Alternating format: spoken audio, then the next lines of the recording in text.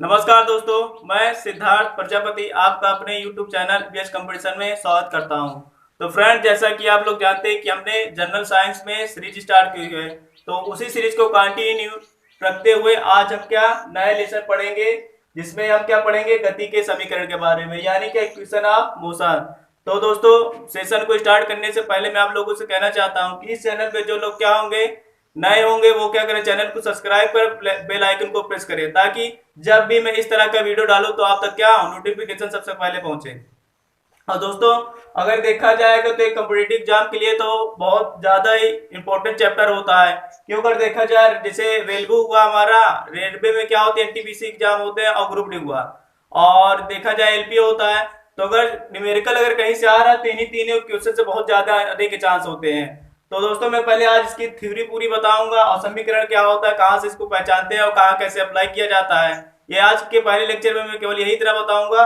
और जो इसका दूसरा लेक्चर होगा मैं क्या करूंगा, उसमें सारे जो रेलवे में जो एग्जाम में पूछे गए मैं सारे क्वेश्चन क्या कराऊंगा, वन बाय वन एक सॉल्व कराऊंगा, ताकि आपको क्या हो जाए, ये पूरा जो गति की इक्वेशन है क्या पूरी तरह से क्लियर हो जाए।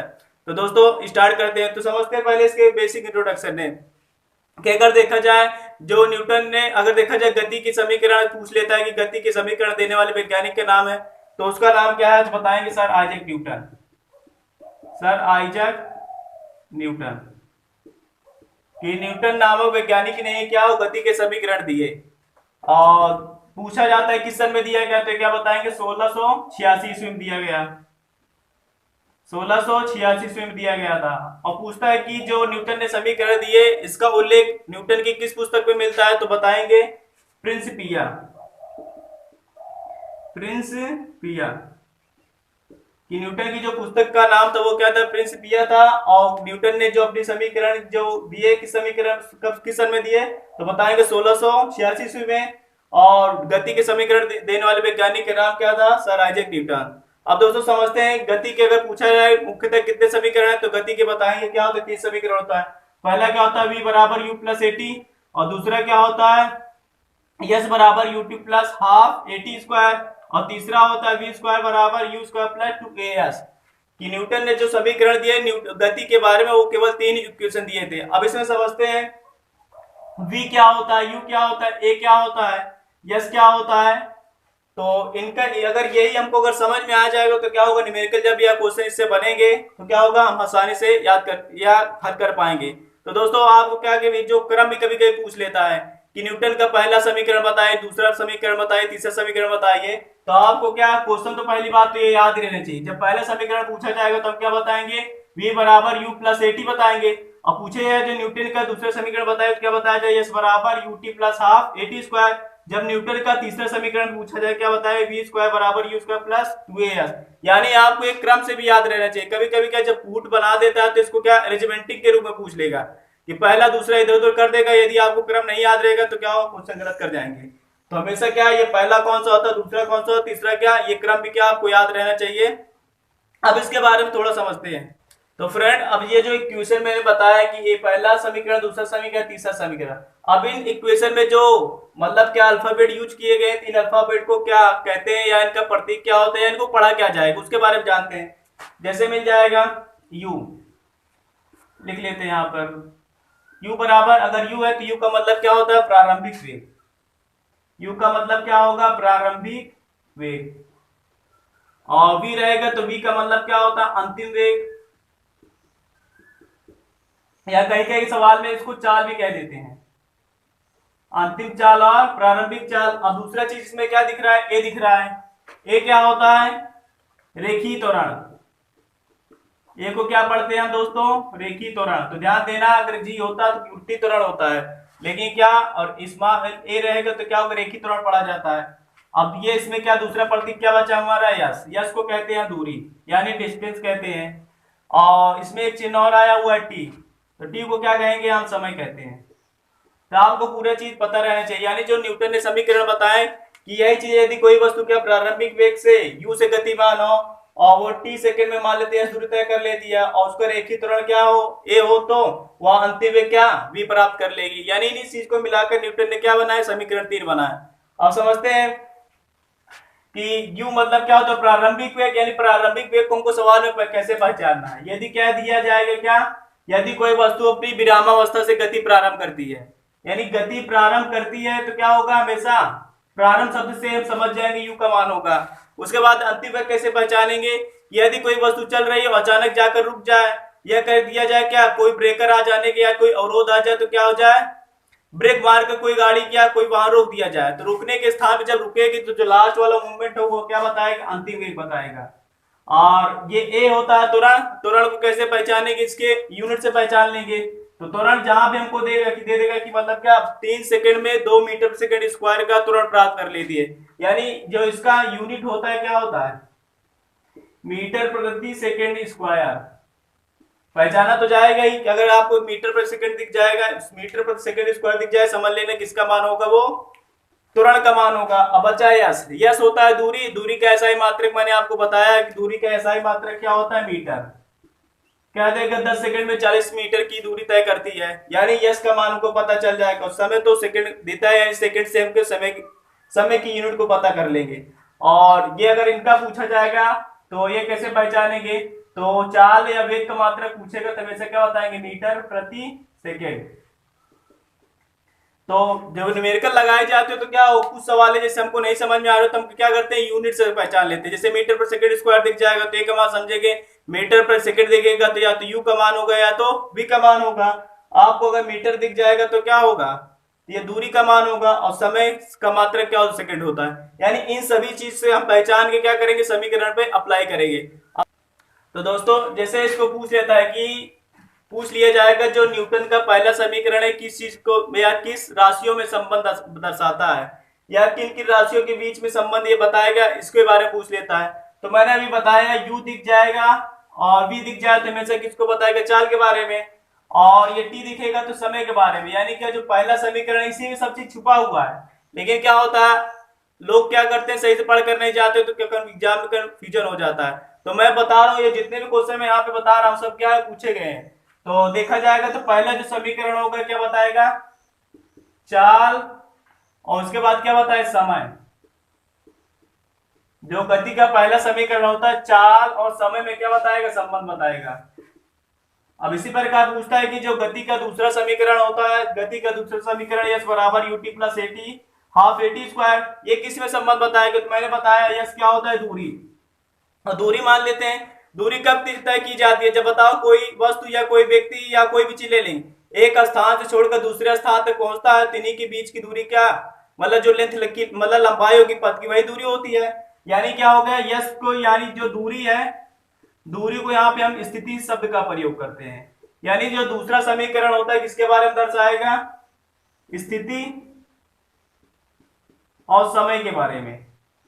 यानी क्या पूछेगा कि मतलब गति के किस समीकरण से हमको स्थिति और समय के बारे में संबंध पता चलता है, तो क्या बताएंगे, दूसरे समीकरण से। यदि पूछ लिया जाए गति के किस समीकरण से हमको चाल और समय के बीच संबंध पता चलता है, तो बताएंगे पहले समीकरण से। और तीसरे वाले से क्या मिलता है हमको, तीसरे वाले से क्या मिलेगा, वेग आया है तो ये वेग मतलब क्या होगा, चाल हो जाएगा।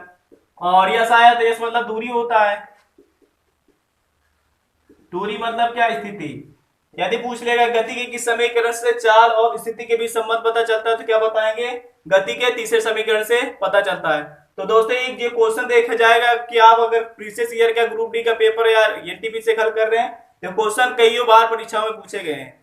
तो आपको मैं एक बार फिर से रिपीट करता हूं कि गति का पहला समीकरण v बराबर u प्लस एटी क्या बताएगा, चाल और समय में संबंध बताएगा। और गति का दूसरा समीकरण s बराबर ut plus half eighty square किस चीज में संबंध बताएगा, स्थिति और समय में संबंध बताएगा।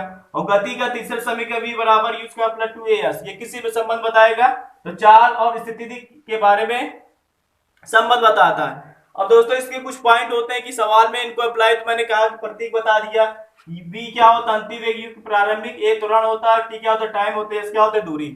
लेकिन कुछ पॉइंट होते हैं क्या हमको कुछ चीजें कुछ राशियां जीरो हो जाती है, तो उसके बारे में कुछ पॉइंट याद रखने चाहिए कि ये फिक्स पॉइंट होते हैं। कभी क्या एग्जाम में डायरेक्टली पूछ लेते हैं, तब को कैसे अप्लाई करना है। यदि आपको न्यूमेरिकल में कभी मिल जाए, जैसे पहला पॉइंट है कि यदि कोई वस्तु विरामावस्था से गति प्रारंभ करती है तो आपको हमेशा यू का मान क्या बिना सोचे समझे क्या लेना होगा, जीरो।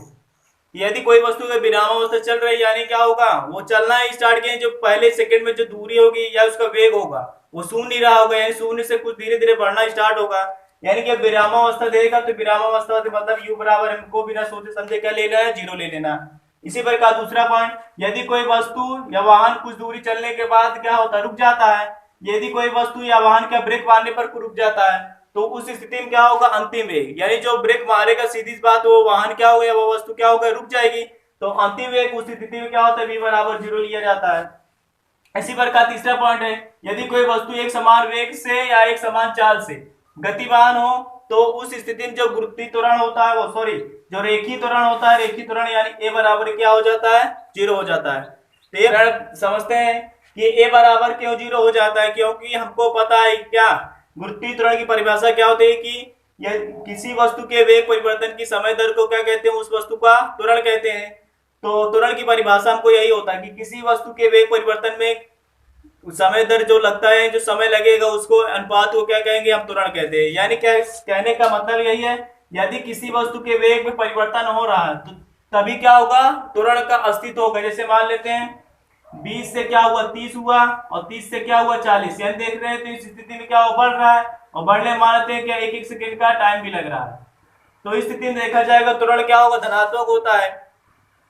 और लेकिन अगर कह दिया जाए एक समान से, यानी कि 20 से चला हुआ था और 20 से ही चला और लास्ट तक ही 20 से चला, 20 तक बढ़ा रहा, तो इस स्थिति में देखा होगा क्या वेग परिवर्तन 20 में से 20 घटाएं क्या आएगा, 0 आएगा। 0 में किसी संख्या से भाग करेंगे 0 आ जाएगा। तो इसलिए क्या होता है, a बराबर क्या मान लेते हैं, हम 0 मान लेते हैं। तो यही था।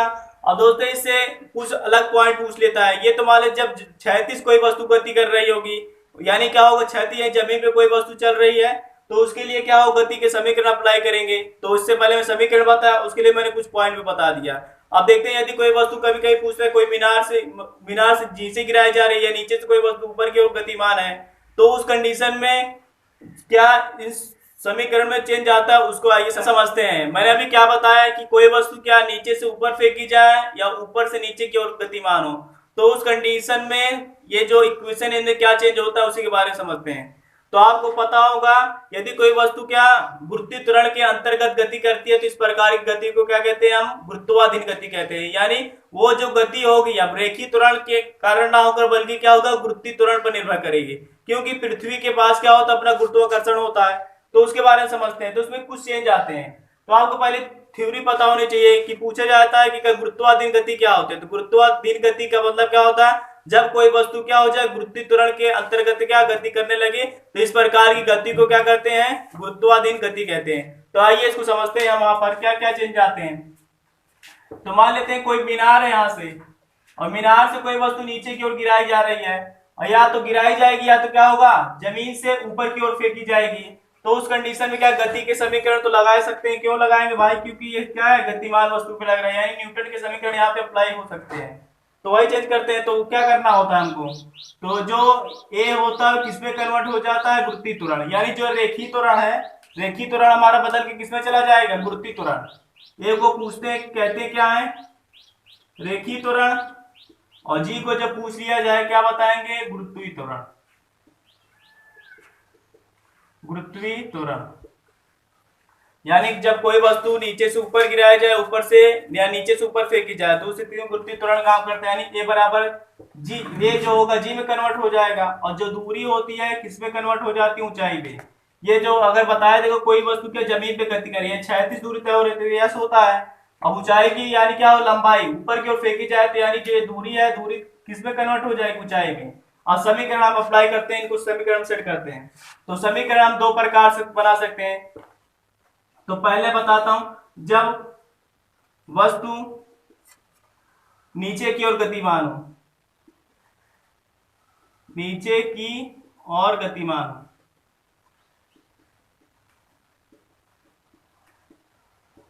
कि जब वस्तु क्या हो, नीचे की ओर गतिमान हो, तो समीकरण क्या होंगे।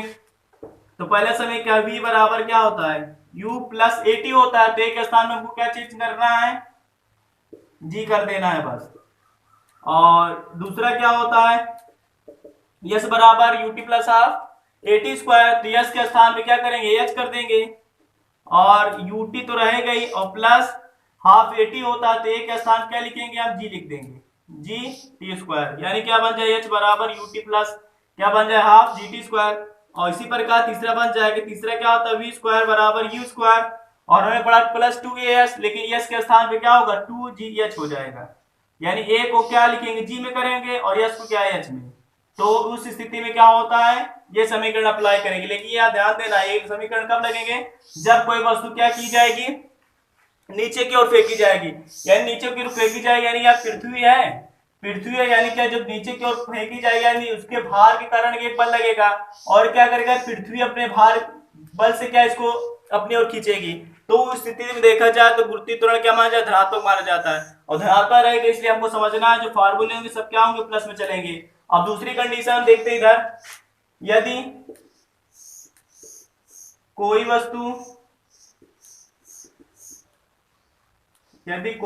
वस्तु ऊपर की ओर गतिमान हो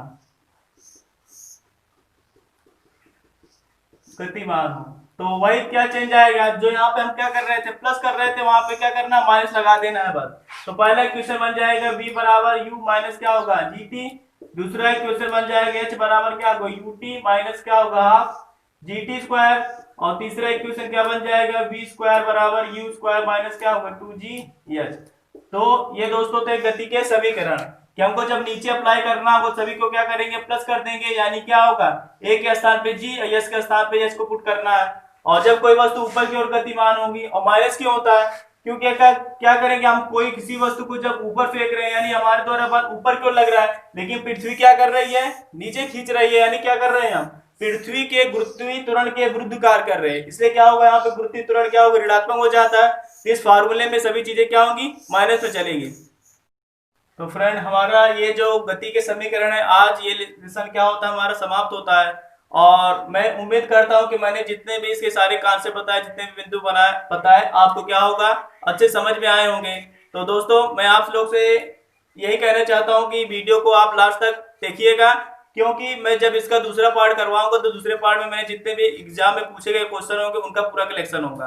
तो आप अगर यदि इसको आप पूरा से देखे रहेंगे तो आपको जो दूसरा पार्ट इसका आएगा बहुत अच्छे समझ में आएगा। तब तक के लिए वीडियो को आप शेयर कमेंट और लाइक करते रहिए। धन्यवाद।